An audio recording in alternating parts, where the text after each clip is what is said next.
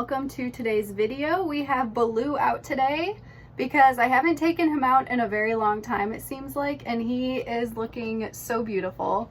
There you go. Look how bright he is on that side. So yeah, today we're going to be talking about ways to reduce stress for your chameleons, and we're going to start by putting Baloo right back in his enclosure because you don't want to handle chameleons for too long because that can be stressful for them. So we are gonna put him back and get into it, but look how beautiful he is. All right guys, so we are going to get started. This video is extremely important because, as most of you may already know, chameleons are highly prone to stress, and stress is just not good for anyone. No one enjoys being stressed out, and it can deteriorate the animal's health over time as well. So it is so important to make sure that we are reducing those stress levels as best as we can. So this video is going to let you guys know some of the things that do stress out chameleons. That way we can avoid it and hopefully have more comfortable chameleons that are less likely to be super stressed out while you're keeping them as pets. So the first tip is to leave them alone the first week once you bring them home. So this doesn't matter if you got them from a pet store, got it rehoming it from someone else, or if you had it shipped to your house. When you first are bringing a chameleon into your home, it needs an entire week to fully adjust to its environment with as little presence of you as possible. So this means for the entire first week when you bring that animal home, you are not going to be handling it. You can handle it if you need to put it in the enclosure for the first time, but after that, just completely leave it alone for a week. It may take a couple days for your chameleon to want to eat, but you can offer food, but you don't want to be trying to hand feed right away because that's going to stress them out. They just need to feel alone and feel safe in their environment. You don't even want to be in the room as much as possible. You want to avoid your chameleon as much as possible, and it's going to be so difficult because when you get a new animal, it's so exciting and you just want to observe them and handle them and take pictures, and it's going to stress your animal out, unfortunately. So that's why the first week it's so important to just leave them alone as much as you possibly can. If you're going to be putting food in, you can toss some crickets in there, or you can use a little feeding bowl and put that in there, mist down the enclosure when needed. But other than that, don't be like standing around gawking in your enclosure and staring at them because it's just going to be very stressful for them during that time period. So it's best to just stay away from them as much as you can, as difficult as it's going to be. Then after that first week, you can slowly start to integrate hand feeding and just being around them a little bit more. Even for me, I keep mine in the reptile room, and as much as they would see me in that first week is basically me coming in the room, me misting, me possibly giving them food, or me taking care of the other animals in the room and then leaving. So you don't want to be like hanging around their enclosure 24/7 because they're not going to be very happy about that. Number 2 is to fill out your enclosure. So filling out the enclosure is extremely important for chameleons because if they have all of that foliage and greenage and plants and all that good stuff to climb on, it will also function as hiding places for your chameleon to help them feel not as stressed in their environment and more safe. If they feel like they aren't being seen by anyone, that is preferable, and they'll adjust a lot quicker than if they feel completely exposed. That is just going to make their stress levels skyrocket through the roof, and you don't want that to happen.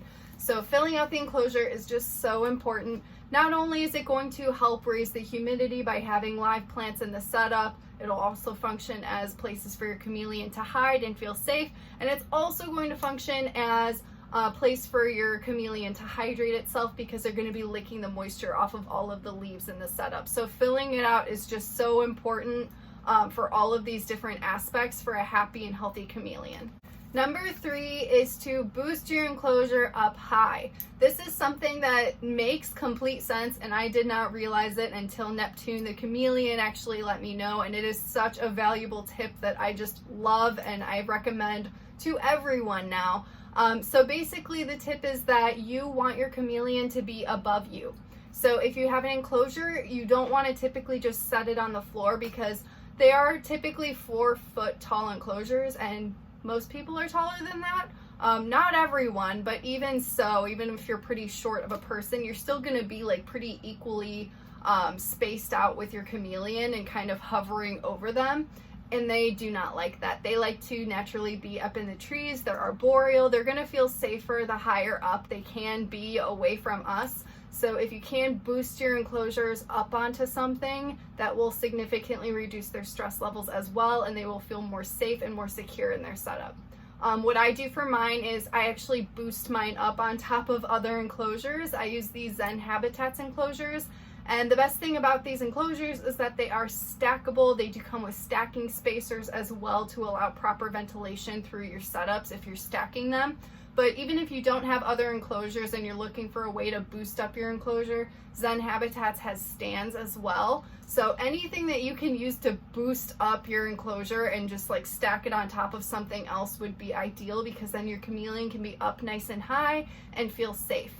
Jurassic is on top of a 2x2x2 enclosure, which is Oakley's PVC enclosure, my crested gecko. So that just boosts the enclosure way more up, and Jurassic feels way safer because when I see him, my chameleons are all towering above me and looking down on me, and that makes them feel safer than if I were above them staring down at them. They would not like that. They would definitely see me as a predator. That would increase their stress. Number 4 is to never use fast or jerky movements around your chameleon. These animals are pretty slow moving. They can be pretty fast if they want to be, but we're big creatures compared to a tiny little chameleon. And if we're doing really fast, jerky movements, whether it's handling them or just being around their enclosure and you're trying to like rearrange something, if you're doing it very aggressively, they're going to absolutely hate that and they're going to feel threatened. So it is important that if you are going to be handling them or doing anything with them, you want to be very peaceful, calm, serene, gentle, and delicate in all of your movements, because they are very delicate creatures and they deserve that respect, and you obviously don't want to be stressing them out or possibly hurt them by being overly aggressive in the way that you do things in their setup or handling them. Number 5, do not ever reach above them, put your hands above them or even the same level as them, or put anything in their face. These animals live up in the trees. I feel like all arboreal animals can be a little bit more defensive because they are vulnerable being up in the trees. So if something does approach them in their face or above them in particular, they're going to see it as a threat because there are a lot of other threats in the trees, and it's not something that they want to deal with. They're going to feel threatened automatically, and it's just going to be instinctual. So if you want to reduce their stress levels and you're trying to reach for your chameleon or offer food, you want to again use slow movements and always be below them. So if you're trying to give your chameleon food, say your chameleon's up here, you want to stay fairly low, be very slow, and just watch how they react. If you start to get a little too close to them, they may start hissing at you, puffing up, and seeming a little aggressive, and that's because they're trying to protect themselves and they're not feeling safe. So they'll let you know what they're comfortable with, and it's just important to respect those boundaries, but absolutely never just grab a chameleon and rip them out of their enclosure or put your hand above them or put anything in their face. A lot of people like to take pictures of chameleons, of course, because they're so beautiful. I know I do with mine. And a lot of the times they hate phones. I think also phones have like a little lens and it kind of looks like an eyeball, and that also just makes them feel threatened. They're like, what is that? What is watching me? So it's very important to just recognize those things and try to keep phones a little far away from them. Don't just shove it in their face, because they're most likely going to let you know that they hate that, and it's going to stress them out. So we don't want to do that. That is the whole point of this video, is to not stress them out. Number 6 is to always let handling be on their terms. So this means if you want to take your chameleon out, don't just pull it out of the setup. Don't recommend. If you want your chameleon to come out, you need to build trust over time, or either give them like a branch or something that they feel comfortable coming out on their own. It has to always be on their terms. That way they feel safe and you're not overly stressing them out and putting them in situations that are just going to be way too much for them and they'll be overwhelmed. It can be a long process. Not all chameleons are trusting. A lot of them do have a lot of boundaries and will feel threatened. It takes a lot of time to build a relationship with a chameleon and a lot of patience. but it's really important to not push those boundaries and just overstress your animal out to take it out just because you want it to come out. Always let it be on the animal's terms. The best thing for me to do is, if you have a chameleon that is very food driven, the best thing to do is to lure them out onto you with a bug. I don't know how many times I've explained this, but it's very helpful. It really helps people. They do have a long tongue that'll shoot out, so the important thing is to hold your arm out, hold the bug out of reach even from their tongue to the point where they have to crawl out onto you to get their bug. That is what I did with Baloo today. That's what I always do with him. He's very, very much about his food, so he will come out onto me to get his food. And then normally once they're out, they're pretty chill. They'll tolerate it just fine. You don't want to keep them out for too long because that will definitely stress them out. Once they start moving a lot, trying to get away from you, that's a good point to tell, like, all right, this animal isn't comfortable doing this anymore and I should put it back. So that's typically what I do with my animals. I do not keep chameleons out for long whatsoever because it's not something they typically enjoy. But your chameleon may come out and like bask in the sunlight on a branch or something. If you have like a separate tree or a separate plant that you can have your chameleon come out on, they may tolerate that for much longer than actually handling them. So there's just different things to be aware of, but make sure that it is always the chameleon's choice to come out, whether it be lured with a bug and you're tricking them or it just does it completely on its own. Just don't ever force handling on them. Number 7 is to build trust with food. So I did kind of just briefly mention this, but your chameleon will definitely start to trust you more and see you as less of a threat if you are hand feeding them and they see you as a source of food rather than a threat. It makes a world of difference. Even if you have a chameleon that doesn't tolerate handling or doesn't want to come out onto you, even if you're luring it with food, you will notice over time through hand feeding, your chameleon, when it sees you, isn't going to react in a defensive manner, and it may actually be coming more towards you in the setup looking for food because they know that you provide it. It's really funny because my chameleons all know me. They have a relationship with me because I'm the one taking care of them, but they don't typically see my boyfriend too much. And when he goes to look at them or possibly hand feed them, they have a completely different reaction to him than they do to me. And it's just very interesting to see that because you realize these animals are really, really smart and they really do build relationships with particular people once you build trust with food. So it is so important to do that, and it does require more time, patience, and work with these chameleons to build that trust with food.